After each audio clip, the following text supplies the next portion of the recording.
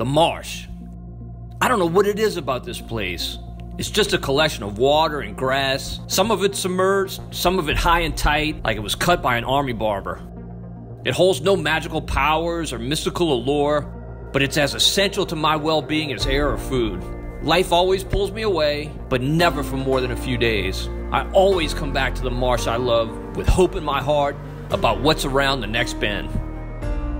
Today is one of those days. All right, as you can probably tell, I'm out here really early. So much so that I can't see what is going on. I don't know what kind of grass situation we have here. I know from looking at area buoys that the water is low and it's still right now falling. And I'm hearing fish pop all around me. I made a long run in the dark this morning to try and get on site, to try and take advantage of the end of this falling tide and get some topwater fish. Left home at 3:30. You want to have success in the summer, those sunrises are just so early. You just have to get up early and get on the water early. And that's what I've done today. I'm fishing a specific area I've only fished once before, so I'm not entirely sure of the grass situation. I'm looking out here and it looks like I've got some matted grass. This water's definitely low, certainly like that. I'm starting with this Raptor Tail Junior and I'm dragging it across the top, trying to get some topwater explosions. I'm definitely hearing some fish hitting on top around me. Unfortunately, I can't see them. It is dark. Just barely starting to brighten. All right, we should definitely have gotten a bite by now. Fish popping all around us. All right, I switched over to a pop-ar, and I just had 2 fish on successive casts follow it to the boat and turn up their noses. So kind of tells me they may not be keying on this today for whatever reason. Gotta find something different that they want. Sunrise, beautiful. This partly cloudy sky, man, is that pretty.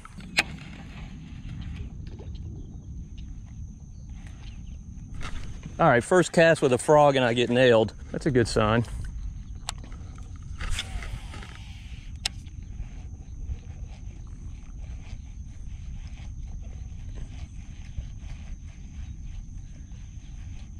Oh, look, big red fish behind it. Come on and hit it. Come on and hit it. Why don't you want it? Oh. Let's follow that up with something subsurface.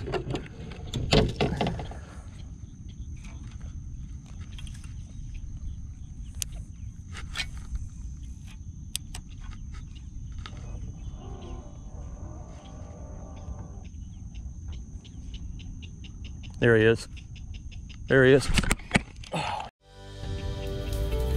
This episode of Marsh Man Masson brought to you by Puglia Sporting Goods. All right, it's much slower than I expected it to be this morning. We've got some really good conditions.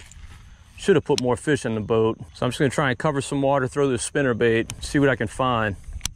And if I'm fishing the marsh, 9 times out of 10, I'm throwing this number 4 gold H&H spinner teamed with a 1/4 ounce death grip jig head and a shrimp creole matrix shad. When the water looks this good, that's a great combination.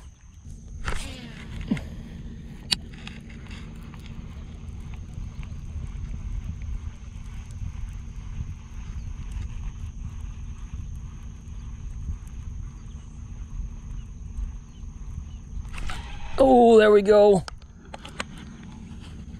Oh, bass. Man, that's a nice bass. I thought it was a red. He stopped that spinnerbait cold. Good chunky marsh bass. Big fatty. Now I'm gonna put him in the live well. I gotta keep about 5 fish for a fish fry tonight. And he's the perfect size.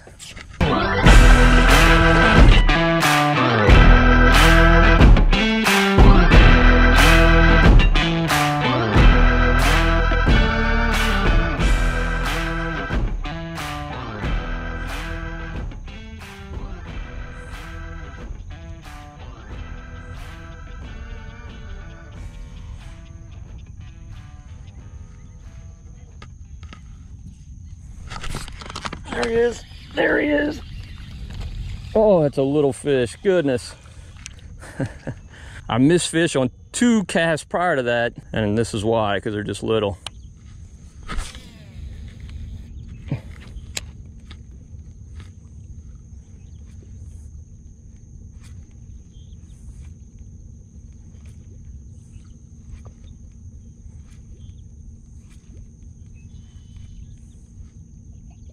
Oh, God. Oh, goodness. Oh, what are you? You got to be a redfish with a ridiculous hit like that. Yes, indeed. Oh, goodness. He boiled on that pop bar and came back for seconds. He missed it the first time. I'm going to let you go anyway, boy. I'm going to let you go anyway. All right, you want to be that way, huh? I like these chrome-sided pop bars when you have a little bit of sun, when the sun's still low on the horizon, and the sun just popped out between a couple clouds. So I decided to throw it. I think it was my second cast. This bad boy hit it, and that is worth the price of admission, just seeing that. That's why you get up so early and come into these marshes. Just incredible, incredible experience. He boiled, I stopped the bait, made one twitch, and then he smashed it. I didn't think this fish was that big, but he's got some stamina. Oh, so pretty. Gorgeous. Beautiful fish. Yeah, he's barely got one hook in his mouth. At this point, I wouldn't mind losing him. Where you going, boy? Oh, now he's got the hook in his head. One hook in his mouth, one hook in his head. And I'll tell you what, a redfish this size would definitely be good to eat. It's probably about 22 inches or so, but I'm gonna let him go. He wouldn't be all that good fried, and I'm having a fish fry tonight.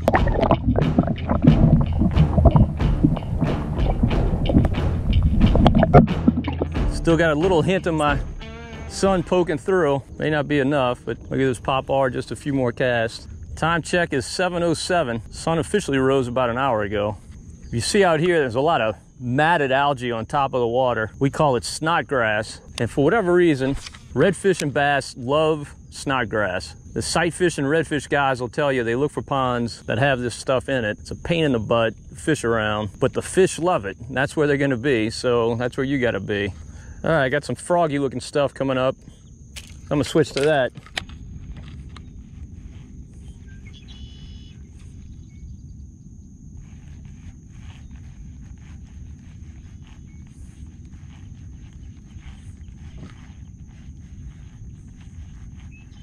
That's about the 500th hit I've gotten this morning on a frog. And I've connected on 0. I think it's a lot of small fish just pecking at it. They just never have the bait. A couple times my bait went under and started running. Set the hook and there was nothing. That was another hit. There he is. Little fish. They are drilling it though. That's the thing with these marshes, particularly this time of year. I'm here the first week of July. It's just a lot of little fish in here. You gotta kind of weed through them to get to the nice ones. The bigger fish, by this point, are starting to move out to that deeper water. They abandon these marshes. They just get too hot. Our marshes are really pretty shallow, so in the summer they'll get in the 90s. It's just too hot. This episode of Marsh Man Masson brought to you by H&H Lure Company, and by Fitzgerald Fishing, and by Sportsman's Outfitters, and by Bill Lewis, and by Death Grip Jig Heads.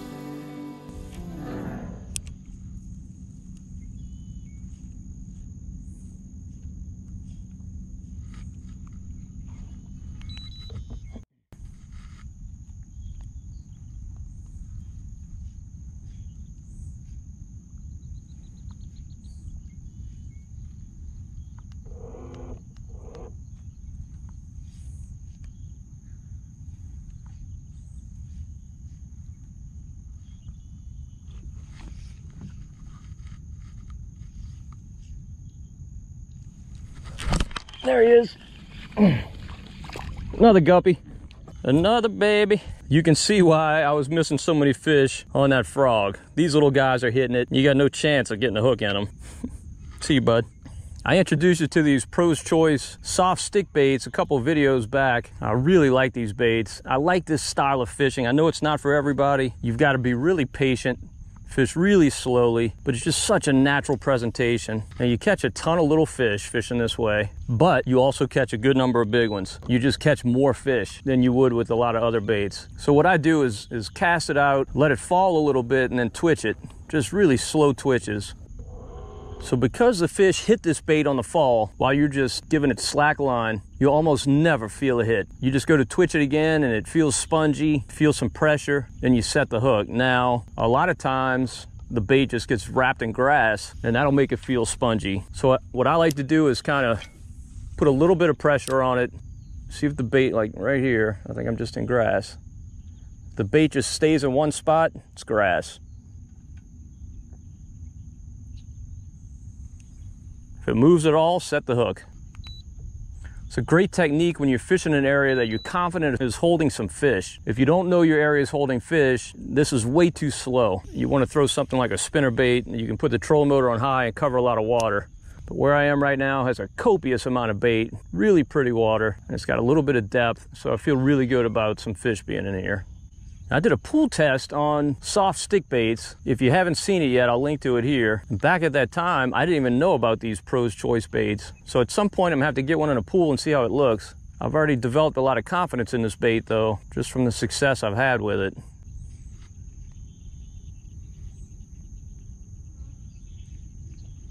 Oh, there's one. There he is. Another baby, another baby. See, the little one's got to eat too. Now, he's a little better than the last one I caught, but not a whole lot. So these baits have a proprietary scent. They stink. They smell bad to me. Just kind of like Gulp does. And I don't know if it helps you get more strikes, but I'm definitely confident it helps the fish to hold on to the bait longer. That one held on to it forever.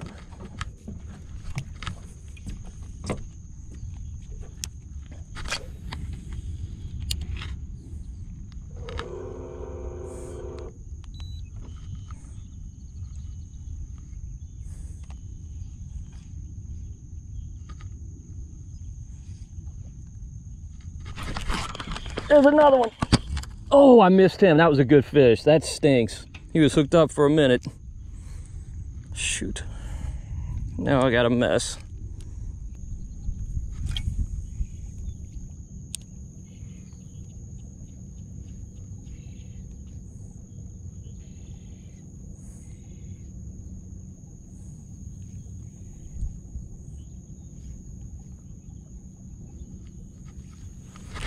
There he is.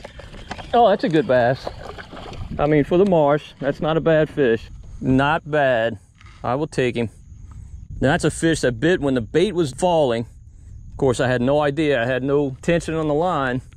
And when I engaged to make another twitch, it felt spongy, and he had already run 5 or 6 feet away. Man, he's hooked good. You need some pliers, bruh. See if I can get another fish out of this bait. I think I've caught 5 or 6 on it already. That's unusual. They don't usually last quite that long, but it seems to be in pretty decent shape. What makes these baits so much fun, you feel that sponginess and you're not positive it's a fish. Like, that is spongy, but that's grass. You take in your slack, you set the hook, and your rod bows up. It's a lot of fun. Fun way to fish. I really like this style of fishing. Now, as I said, it's not for everybody. You've got to really be patient. This is anti-power fishing. It's the opposite of power fishing. I think my stick bait might be toast, but we'll see.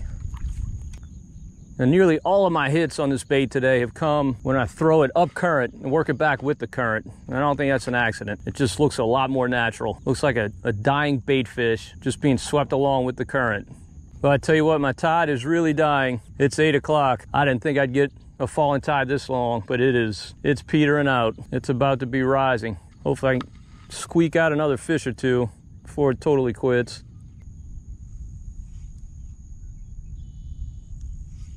Ooh, there he is.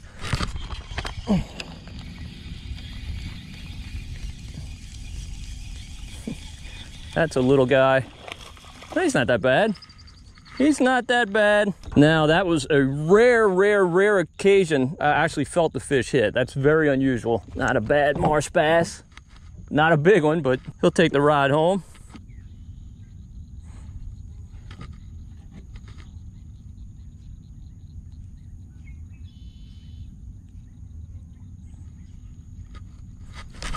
There he is. What are you? Oh, nice bass. Well, nicer bass. He didn't give me a choice to set the hook. He started running with the bait and took off before I even twitched it. So much fun. Man, it is so much fun catching these marsh bass. They're just so aggressive.